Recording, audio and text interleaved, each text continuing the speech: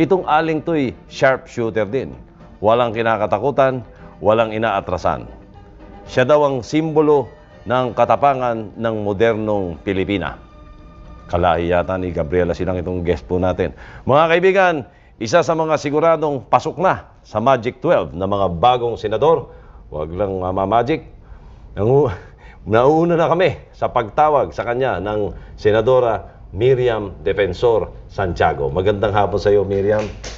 Salamat sa pagpapaunlak mo sa amin dito sa Brigada 7. Congratulations na muna ang una naming... Maraming salamat and congratulations rin sa Brigada 7 because I understand na #1 na pala kayong rated na television show for this slot. Yes. So congratulations to you as well. Salamat din. Salamat, Miriam. Ngayon, Miriam, ang karamihan ng tawag sa iyo ngayon, Miriam eh. Mas marami tumatawag sa iyo ng Miriam ngayon. Before, tawag nila sa iyo commissioner. Before that, tawag nila sa iyo judge. Tapos, tawag nila secretary. Saan ka comfortable talaga? Are you comfortable when they call you Miriam? Oh yes, because my enemies call me by unprintable names. So Miriam is perfectly acceptable. Pero ang pinakagusto ko sa lahat, sometimes I'm called doctor because I'm a doctor of laws. Yes, Kaya akala naman ng tao kung minsan, doktor ako at hindi abogada. But I love it best when I am called Mrs. Santiago. Because for me, that is the most fitting role. To be a wife and a mother, a person who nurtures and cherishes the family. Si June, ano tawag sa'yo? Miriam. I was going to say, Miriam. it depends on where we are. Hindi, pag-sweet siya, pag-sweet. Pag-sweet. Oh, normally ang asawa ko, tinatawag niya akong Inday kasi nanggaling ako sa Iloilo, Bisaya ako. Kaya nakasanayan niyang marinig ang aming mga katulong gano'n ang pagtawag sa akin. Ay, see. Lalong-lalo pag may kasalanan siya, halimbawa ginabis siya. Inday ang tawag siya. Ano tawag mo sa kanya? It also depends on the situation. Pero normally I call my husband June. Yun ang palayaw niya. Kasi Narciso Santiago Jr. Okay, so June talaga. Okay. So you're comfortable with Miriam or whether... Ngayon, madami natatawag sa'yo ng senator or senadora. Okay naman.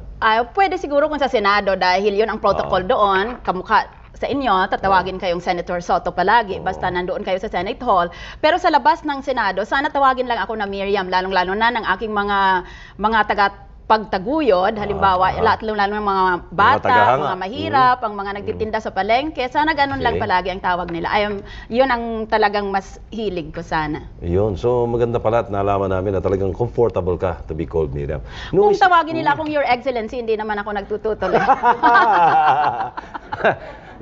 Noong isang araw, nagpa-press con ka at doon maanghang na salita na naman ang binitawan mo laban sa administrasyon tungkol sa eleksyong ito. Pero sabi ng iba, baka naman daw nagsasour graping ka daw dahil hindi ka raw nagtap. Pero umaangal. Tanong naman ng iba, bakit ka raw umaangal? Pasok ka raw sa Magic 12. Anong tingin mo doon? Dapat ipaliwanag natin na ang pinaninindigan natin dito ay ang prinsipyo ng bagay. At halimbawa, noong 1992, nagprotesta ako dahil hindi ako naging presidente, dahil hindi ko naman hangad na maging presidente o maging senador o maging sikat na tao. Ang hangad natin ay maging tunay na demokrasya, itong ating pamahalaan, para sa ganung paraan ay makakatulong ng mahihirap. Ngayon, kung hindi makuha ng sambayanan o ng mga nakakarami, natural ang nakakarami ang mga mahihirap. Kung hindi nila makuha na ang gusto pala nila ang siyang mahalal bilang opisyal ng ating pamahalaan, ay bakit pa tayo tawaging demokrasya at bakit pa tayo maghalalan? Ay di, iwan na lang natin sa mga mayayaman. Yung mga hindi nila hinahalal, yun ang mga nakakalusot sa mga lugar-lugar. Yun lang sana ang pinanindigan natin. Kung anong kagustuhan ng sambayanan, yun ang dapat sundin dahil ang demokrasya, sabi nga sa wikang Ingles, ay rule of the majority. Sinusunod natin ang gusto ng nakakarami. Halimbawa, nung naging #1 ka sa Senado, nagprotesta ba ako bilang Pangulo ng People's Reform Party dahil walang nanalo sa PRP? Hindi, dahil alam natin, ikaw ang gusto talaga ng nakakarami. Yun ang talagang demokrasya. Nabanggit mo yung nakakarami, Miriam. Marami ang nagtataka. Ba't hindi ikaw nag-1? Pero yun ang sinasabi nila. Kasi paano? Meron tayong magikero sa Malacanang. Magic dito, magic dyan. Hanapin ninyo. Wala rito, wala riyan.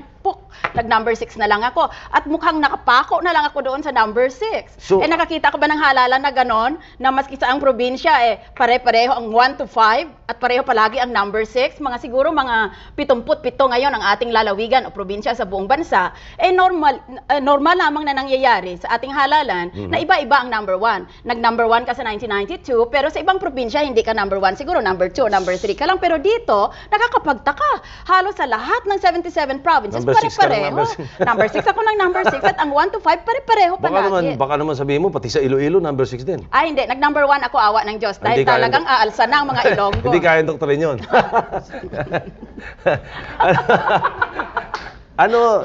So, hindi ka talaga happy sa showing? Hindi ako, yung showing mo dito sa 1995. Let me say this. Payagan mo sana akong sabihin ito sa mga tagapakinig ngayon ng Brigada 7. Kung sana pinakita lamang ng pamahalaan na meron siyang pagmalasakit para sa mga mahihirap, maski nagkakamali, pero alam natin na sinusubukan ang lahat na magagawa para sa mahihirap. Insigida mismong segunda ito, iuurong ko ang protesta ko. At maski wag na akong maging senador. At susunod ka na. Maski naniniwala ako na ako talagang nanalong presidente noong 1992 at dinaya ako, pero kung makita ko ang pagpalakad ng gobyerno ay tama at nasa tamang lugar ang puso ng mga naghahawak ng kapangyarihan sa ating gobyerno, uurong ako, tuwang-tuwa akong manahimik. So maliwanag na prinsipyo lang talaga ang ayaw at hindi yung sarili mo iniintindi mo. Kasi gusto natin sana, mayroon siguro nakikinig sa akin ngayon na grade 1 pa lang, nasa grade school o sa high school, na yan ang nakatakda na magiging kapalaran niya siyang magiging unang great president of the Philippines. Baka sa tingin ko siguro mangyayari talaga, manggagaling iyan sa mahirap. Kaya gusto natin ihanda natin ang landas para sa taong darating na iyan, lalaki o babae man. At hindi iyan sisikat at hindi siya mabibigyan ng pagkakataon na magiging talagang tunay na Pangulo ng Pilipinas kung hindi natin gagawing demokrasya muna ang landas niya. Yan ang ating ginagawa ngayon. At malinis muna yung mga putik na nakakalat. Exactly. Ano nakikita mong magiging papel mo dun sa Senado ngayon? Sabi nila kasi, prediction nila, ikaw daw, tiyak, ang magiging sakit ng ulo ng administrasyon sa Senado ngayon. Hindi lang sakit ng ulo, talagang ma-intensive care unit talaga yung kalaban ko.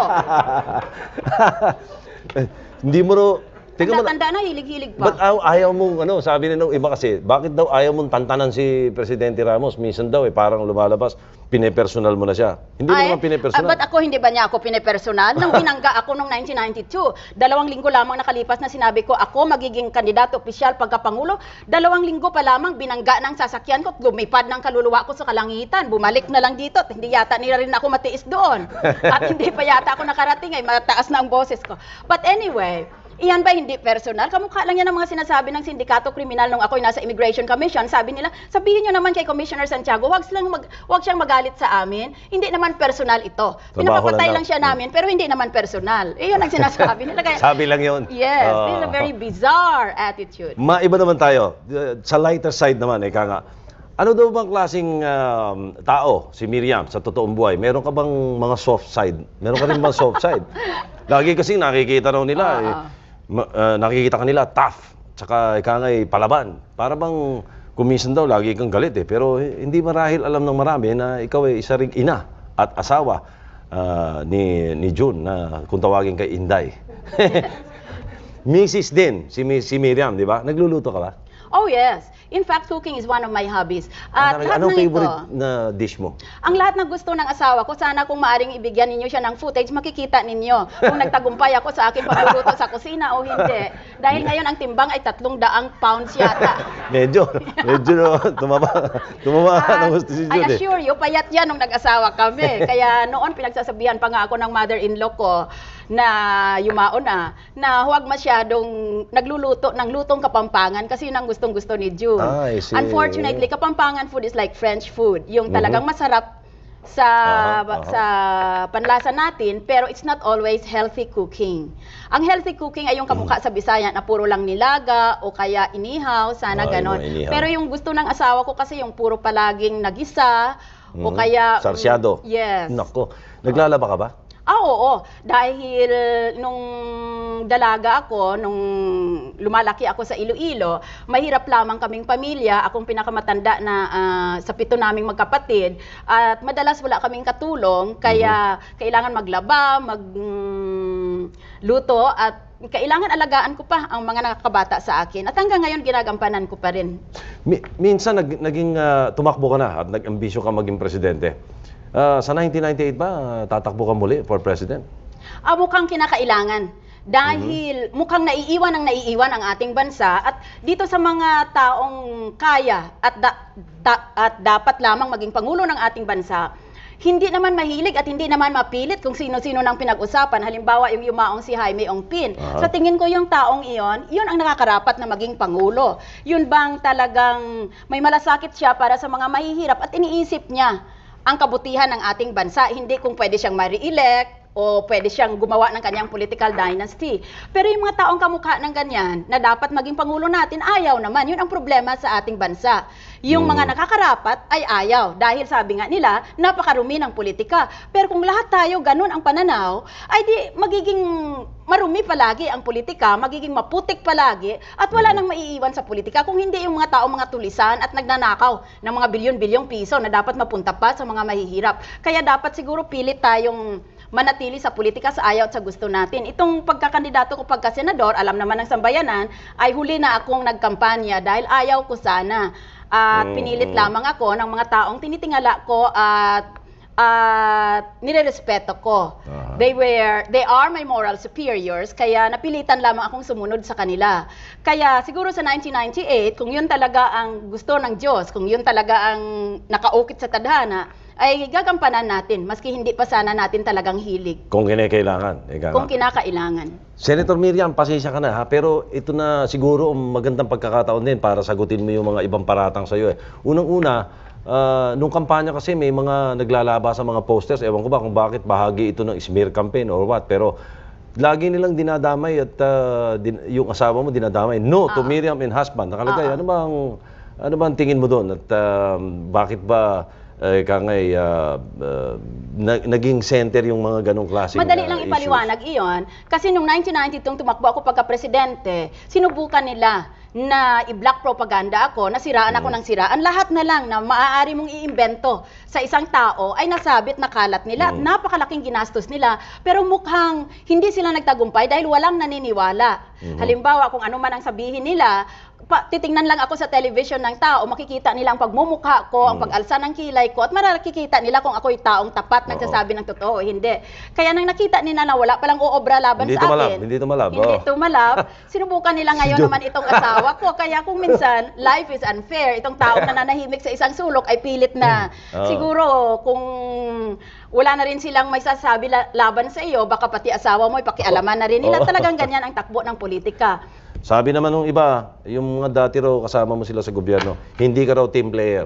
Talagang hindi ako team player. Dahil kung nangungurakot silang lahat sa katabi ko, hindi ka makikipag-team player. Tapos nagagalit ako, hindi nga ako team player. Ngayon sabi nila, kaya skandalosa mo namang babae, bakit nag-iingay ka nang nag-iingay? Nagagalit ka dahil malaking pera ang ninanakaw namin, magnakaw ka rin maski konti para pare-pareho tayong masaya. Ngayon kung hindi mo sila pagbigyan, yan ang magiging sanhi kung bakit tatawagin kang hindi ka team player. Pero for the record, pareho na sinabi mo rin kanina, pag maganda, at para sa kabubuti ng majority, nakikipag-team play ka? Natural. Yun ang sabi ko. Basta pakita lang kayo ng resulta. Iba ang salita, iba ang propaganda, iba ang cywar, iba rin ang resulta. Kamukha sa Immigration Commission. Maski anong paninira ang ginawa nila sa akin sa oras ng mga kampanya, hindi nila talaga matatakpan ang katotohanan na talagang may resulta doon. O maski sa agrarian reform. Kaya, dito sa politika ngayon, hinahamon ko ang lahat na nanonood ngayon sa Brigada 7. Gamitin natin ang ating isipan bilang mga Pilipino na binigay sa atin ng Panginoon para malaman natin kung ano ang katotohanan sa politika at napakagulo kung minsan. Isipin lamang natin, itong taong nagsasalita, may resulta ba siya para sa sambayanan o puro magaling lang siya sa salita niya? Yun na lang. We should apply the test of results. We should apply the principle of management by results. Or, to use the words of the Bible, by their fruits you shall know them. Kung anong pinagbunga nila, ay di yun ang katotohanan tungkol sa kanila. Resulta ng gawa. Yes. Okay. Mga kaibigan, alam nyo, I'm looking forward to having Miriam there already in the Senate sapagkat ang totoo po niyan, bukas meron kaming special session, papainitin ko na yung silya mo. Dahil magkatabi ho kami, magiging magkatabi ho kami ng Silya dahil letter S Santiago, wala hong ibang S na kasunod kundi ako, Soto. Kaya magkatabi tayo dalawa. That sounds very good. Santiago Soto sounds very good.